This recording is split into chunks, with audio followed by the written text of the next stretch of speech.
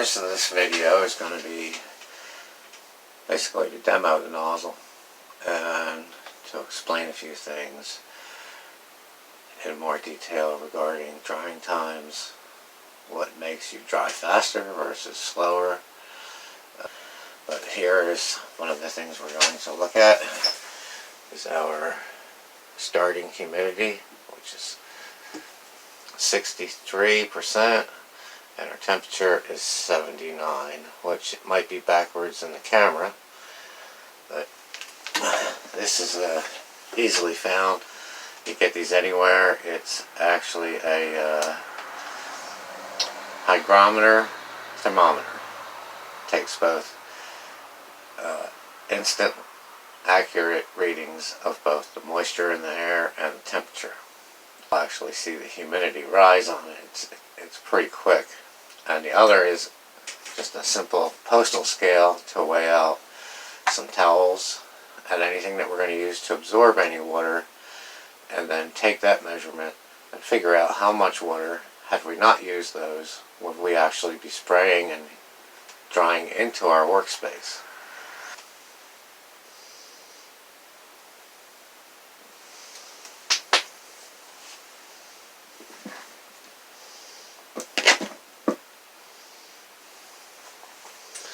Our weight is 4 pounds, 6.2 ounces.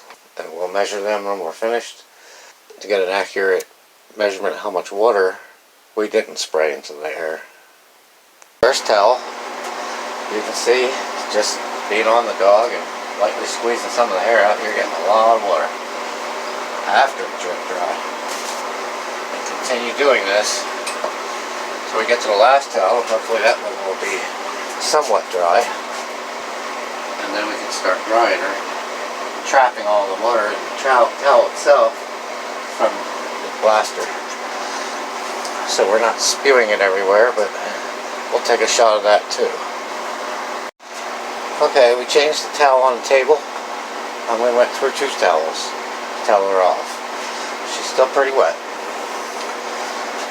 But we're going to go ahead and drape one over her and start using the high velocity dryer with the nozzle. Try to catch as much of the spray in the towel as possible, along with any flying hair.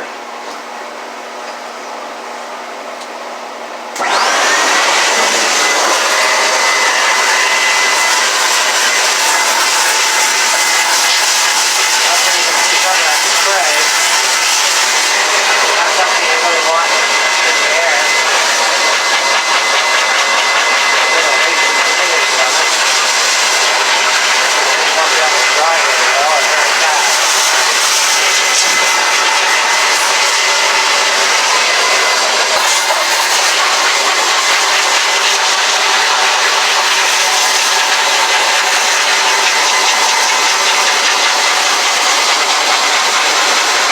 I know everybody does things a little bit differently, but if you're so inclined, this is, to me, is a good time to add any kind of conditioning spray or whatever to the dog's hair, so that it doesn't actually get to the skin. It stays on the hair because the hair is puffed out and not quite as wet. That way you're not risking drying out the dog's skin. Depending on the product you're using, it may or may not, but it's better to be safe, at least to me, than to worry about it.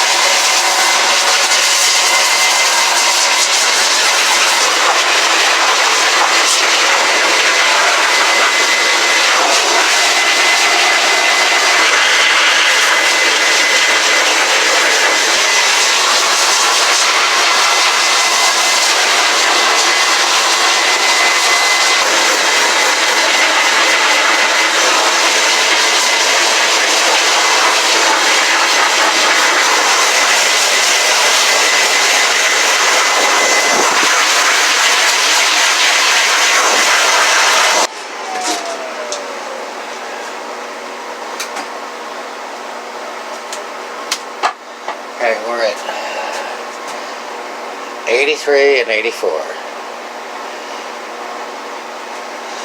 Water will have nowhere to go except to condensate on anything it can find. That includes the dog. Still damp, but there's just too much moisture to really get her dry. So we'll blow out the moisture.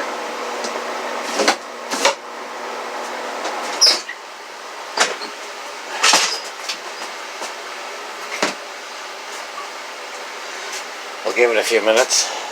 Remember, we're at 84. We'll open it up and exchange all this wet air for some dry air.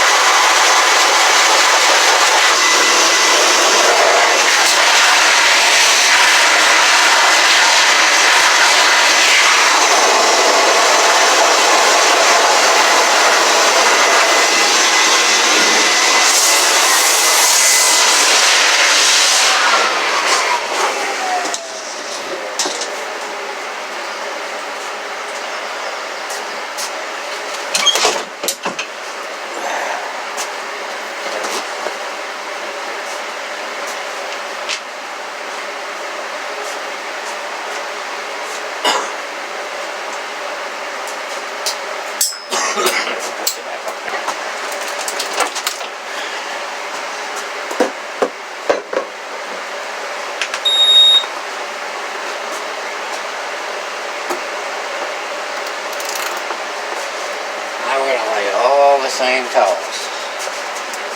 We started to figure out how much water towels took up. Well, it's going to be a lot harder to do when they're not folded.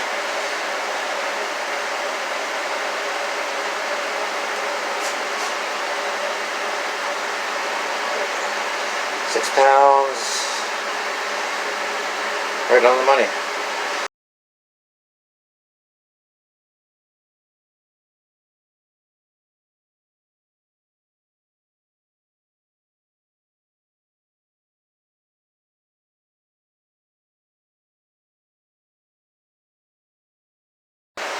So now we're done. And while it may be 85 degrees, it's only 53% humidity. It's actually pretty comfortable. There's fans blowing.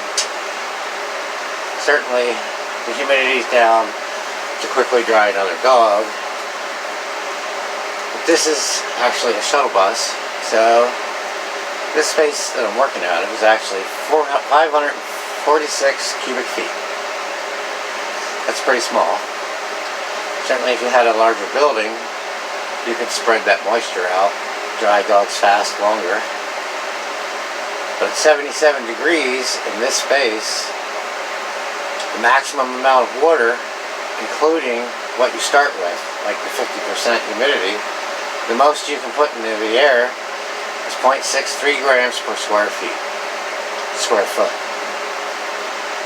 So half of that is already consumed or saturated. It doesn't leave a lot of room to have a dog in the tub or on the table or drying in a cage and all of that moisture actually getting sent into your workspace or your drying room. It's going to simply take longer. You're going to be closer to your maximum amount of humidity, which is going to slow down the rate of drying, and it's going to waste a lot more energy and eat up a lot more time. So people who understand that, things speed up when you have a dehumidifier, they're correct. But the outside air is almost always going to be drier than the air that you're creating when you're drying your dog. Getting it outside and replacing it with drier air, well, it's as simple as opening a window or two. As far as keeping it cold, it'll feel colder if it's drier. It won't be so oppressively hot and you'll be sweating and you won't dry. So by using these tools, the nozzles, and trapping the hair or the water that's in the hair in a towel and toweling up and drying real good. I didn't even account for the water that spilled on the floor, the dog shook everywhere, the overspray from washing the dog. All of these things add up and reduce your drying time. And as far as taking an air conditioner and attempting to draw all of that water out of the air quickly, that's really not as quick as you think. As the air gets colder, it's going to hold less humidity. So, yeah, maybe you got it down to 70 degrees, but now the margin for humidity is less. You can go online and print out different sheets for yourself. They'll tell you right on there relative humidity, how humidifiers work, on a site called How Stuff Works. Let's see here. Here, the relative, as it says, if the relative humidity is 100%, it means the water will not evaporate. The air is already saturated with moisture. Easy to figure out. The closer you get to 100%, the slower your drying will become. It's just not going to move quickly into nearly saturated air. It's going to require more heat to get it to dry as quick or quick at all. And they refer to our bodies rely on the evaporation of moisture from our skin for cooling. The lower the relative humidity, the easier it is for moisture to evaporate from our skin, and then we feel cooler. Simple logic. If it's humid, you're going to feel hot. When an atmosphere becomes saturated, it can't hold any more water vapor molecules. So for every water that evaporates, one must condense. I guess they're referring to a molecule. Air can become saturated due to evaporation. The mixing of two unsaturated air masses or by cooling the air. So, you might start out, right now we have 48% humidity, it's dropping pretty considerably here, quick. So let's say I start out with 48 and it's 86 degrees. If I was to drop it down 15 degrees, I'm pretty sure I would increase my humidity by 20% because cold air can't hold as much moisture.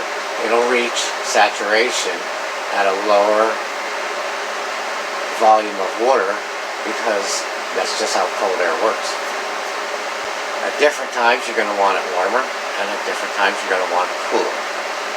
So you kind of have to learn how to use it to your best advantage and take some tricks and don't spray water everywhere, and then put a little bit of ingenuity and trap the heat trap the moisture, get rid of it in a manner that isn't going to cost you a lot of money and waste a lot of time. And then you'll have a lot less things to worry about down the road. I hope that helps some people. I know there will always be people who will argue. There always is. Sometimes I'm one of them. But for people just starting out, there's plenty of information out there. Half the time it's knowing what question to ask.